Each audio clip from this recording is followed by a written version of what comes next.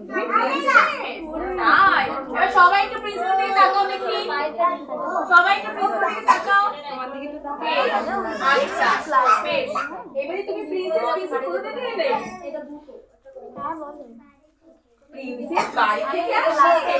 আচ্ছা বেশ আচ্ছা প্রিন্সেসের বাড়ি থাকে তাই